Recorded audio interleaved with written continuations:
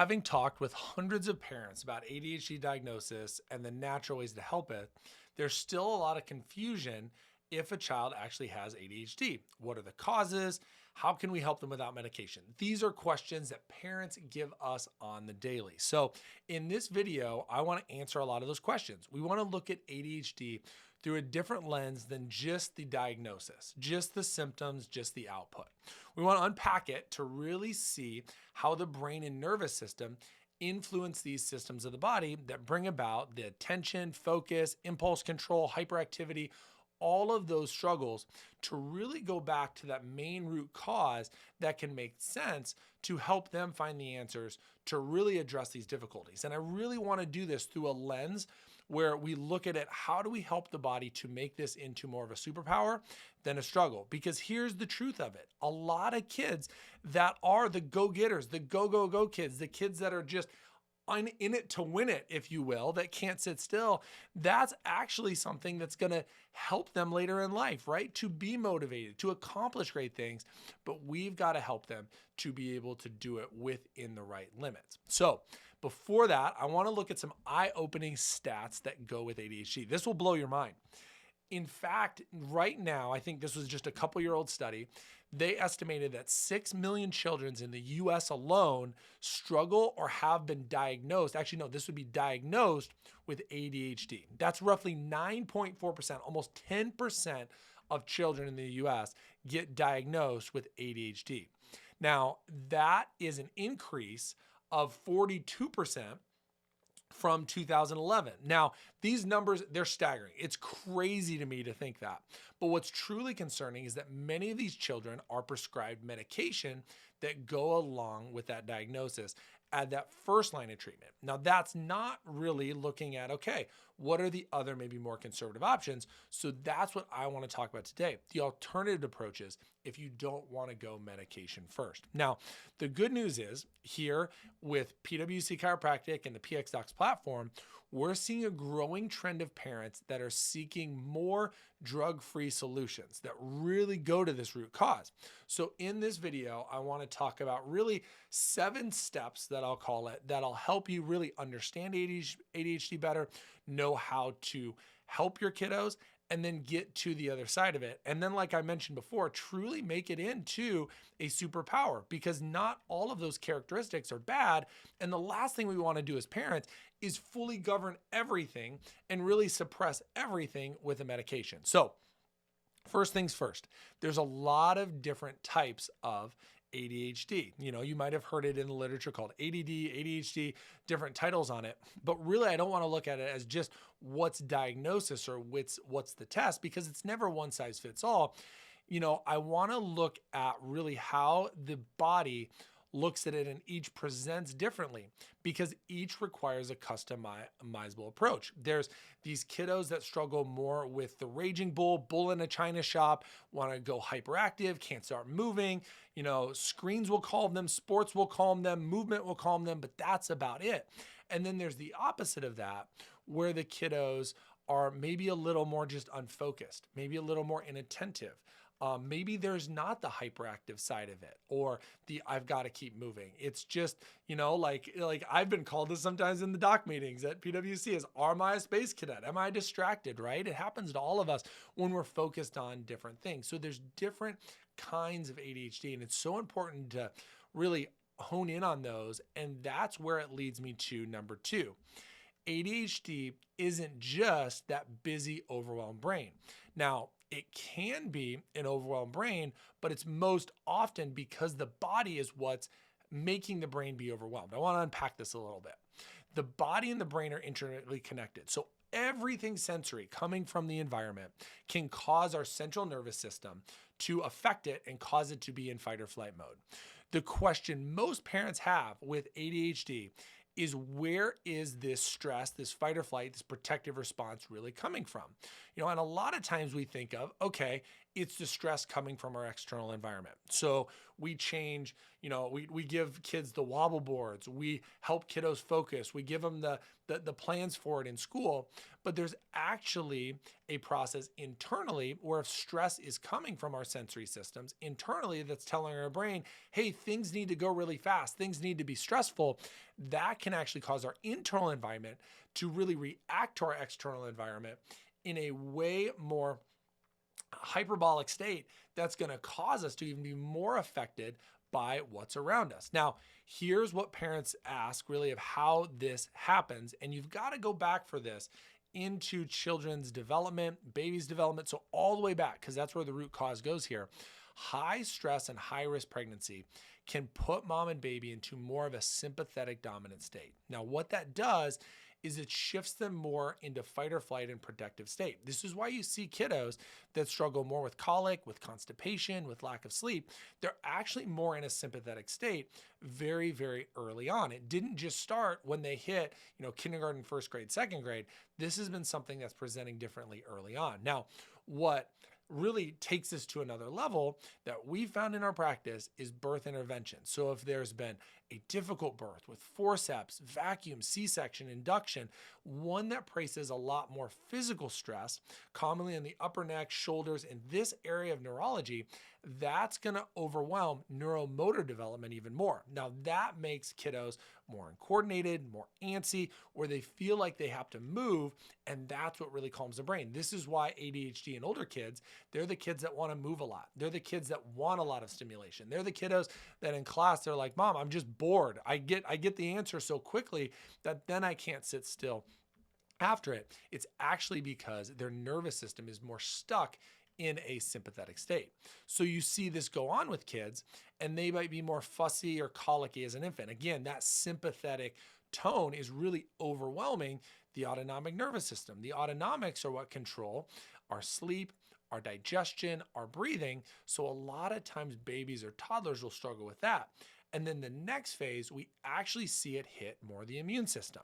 This is why these kids struggle more with ear infections, respiratory infections before the age of 3.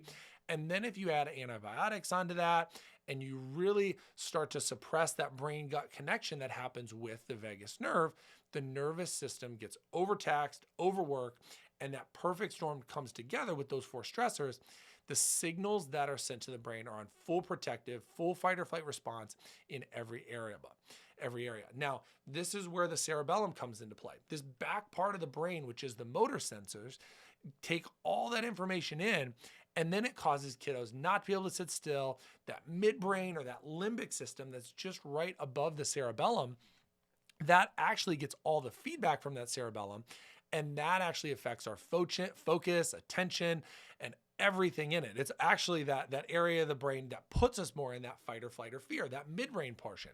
Now, if that's in fight or flight or fear, then the upper brain, the prefrontal cortex, can't get enough signals. This is, what affects socialization, situational awareness, the ability to self-regulate and calm and interact. Those are all frontal brain. Those are all higher levels of the brain. But if we're stuck more with movement in the cerebellum, if we're stuck more in this amygdala, limbic system, midbrain area that is stressed and in fear, the signals can't get up to that prefrontal cortex to help everything calm. Now, my third point, ADHD is not just hyperactivity. Like I talked about first, it can be an overwhelmed body and brain that can cause brain fog, focus, attention. You can actually get overwhelmed, exhausted, and go slow from ADHD. Especially if it's not addressed, it can cause a huge energy drain for our kids. This is actually where you see in the progression, kiddos that are kindergarten, first grade, second grade present with a ton of hyperactivity or movement, and then you see them in high school and it actually becomes more of a demotivation or a depression side of it, where their nervous system just can't get up for the challenge because they're more exhausted and tired. See, when the sympathetic system, that midbrain, that limbic system, is stuck in fight or flight for a long time, high energy, low sleep, constant stress, it eventually burns out. It demotivates, it gets you tired, and then it's the grumpiness. It's, I got 4 boys, and it's where, you wake your toddler up from a nap too early and they are stressed. The same is true for a middle schooler or a high schooler that gets home from school and they have been stressed all day. They're going to be set off very quickly because they are grumpy, they are moody, they are tired, just like that toddler. But they're not as easily going to go settle down for that nap. They're going to fight you on it.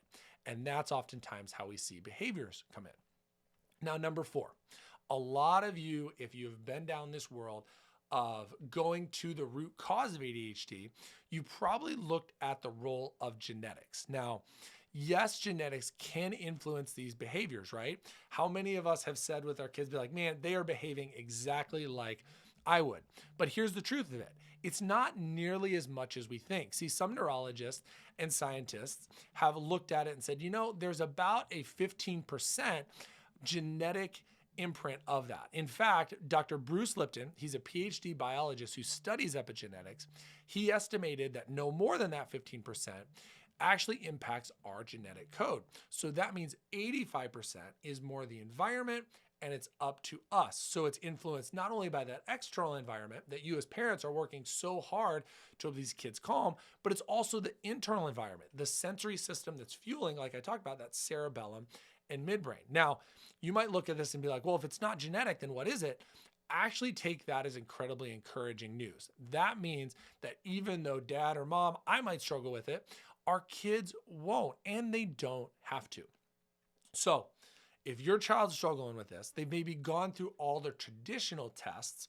How do we test for it? Now, these traditional tests, they often focus solely on the symptoms. They're taking long questionnaires. They're looking at a lot of different things. But here at PwC Chiropractic and in all PX offices, we want to go deeper. We use what we call INSiGHT Neurological Scans. Now, they allow us to measure the exact amount of dysfunction, distress, energy, and disorganization within the central and autonomic nervous systems. Now, this is important because this is that internal environment that I talked about. This is going to give us a clear picture of what's really going on in the body and then what's fueling the brain. So, for example, in the classic bull in the china shop ADHD case, we might use these scans on a kiddo and they're little sensors that go on their back, and we're going to check it all the way up, all the way through their neurospinal system to see what's going into the cerebellum and that midbrain. We find kiddos that actually have double the amount of energy, tension, and distress in key areas that are actually overfueling the brain. Now, these metrics, when they're almost double, tell us so much more than a checklist, because if this kiddo is trying to settle down, they're trying to sleep, they're trying to do homework, they're not going to be able to settle down because their brain is just getting so much information. In fact, we look at these scans and we find these same kiddos that struggle with all that tension, all that distress that are fueling their cerebellum. They often have higher heart rates. They often have, more jittery movements. They can't sit still. So there's a lot of these softer signs that you can see where the body is fueling the brain and it's really overwhelming it internally. Now, to address the root cause, instead of just trying to treat the symptoms, we have to focus on the internal aspect of that. Now, when that's stuck and out of balance in that nervous system, to get to the root cause, that's how you create the lasting change. So within those scans, within that energy that I talked about that we're seeing that's fueling the brain, we have to know where it's coming from. If we can find out where it's coming from, then we can target it and then we can calm it. This is where care comes in, where we look at personalized care plans. We want to look at these scans and say, okay, here's where a child is more stressed. Did they have a difficult birth? Did they have a difficult development? Was there a lot of prematernal stress that influenced that environment, that 85% of it that caused them to be more stressed? And where is that coming from? Is it more in the upper neck? Is it more in the shoulders? Is it more in the neurology of the lungs, the gut, all of those things? That's going to allow us to really look carefully and put a plan together that's customized for your child that says, here's what they need work on. And what you'll see in that is you'll actually see kiddos conquering the softer signs first, where they're sleeping a little bit better. They might be digesting a little bit better. They're breathing better. They're able to kick immune function better, because all of these things are interconnected by way of the nervous system. And if we find where that system is struggling, that's going to impact the symptom long term. Now, we know that medication has its place, But we also want you to be able to explore drug-free options first, because the truth of it is, most of the time, it's the other way around. The medication comes first. Now, our approach, we want to look at that brain function naturally. So if we can eliminate that internal stress, it gives you another variable that you can take down, where then maybe it eliminates the need for medication in many places. This is why we work with parents, is if you want to eliminate medication, if you're already on medication and it's just not working all the way, we want to help look at that internal environment. And most importantly, we really want to reframe ADHD. It's not just a disorder. And I know parents, you've probably felt that. It's a different way of processing information from the environment, from the internal nervous system into the brain. See, when it can be properly managed, when it can be worked through efficiently with a kiddo, it can actually lead to incredible creativity, productivity, and really success. I always like to think of it is the kiddos that, have struggled with this, they're the kiddos that are going to grow up to be the entrepreneurs, the go-getters, the leaders, because they are so driven. We just have to help them do that in the right way. The analogy I love to use is, if you're driving a Corvette and you're driving a fancy sports car that goes really, really fast, but you can't take it around that tight turn, you don't have the brake pedal to take it around that tight turn, you're going to struggle, right? But the last thing we want to do as a parent is really trade that awesome sports car in for something that's maybe not as fast. Maybe like, if you have a Ford Focus or a minivan, nothing wrong with that. I have a minivan at home. We have 4 kids. We need it. But you want to keep that sports car because that's got an incredible amount of speed, quickness, and it's just awesome. So wouldn't you rather put better brakes in or better control of that sports car rather than have to trade it in or govern it all the way down? And this is why we want kiddos to have that cheat code, to keep that sports car, to keep that creativity, that productivity, and then experience success in that way without having to govern the whole system. So if you're feeling held back by ADHD, a diagnosis, and if you're a parent that's just watching your child struggle, we want you to take action. Just don't let another day go by with them feeling overwhelmed, misunderstood. Check out our website, give us a call. We want to look at those INSiGHT neurological scans because that lets us get to the root cause of the symptoms within the systems of the body. And let us look at that personalized plan because we want them to be able to utilize that as a superpower and just thrive and be effective throughout whatever they're going through. So I hope this message finds you well. I hope it answered a lot of your questions about an alternative way to look at ADHD to give you more options and alternatives. So if you have more questions, we would love it if you send us a direct message, comment on this video, check out the PX Docs platform. There's a lot more articles on this that explain exactly how we look at it through the nervous system and how that really fuels the brain. So we would love to help, and we're here for you. Take care. God bless, guys.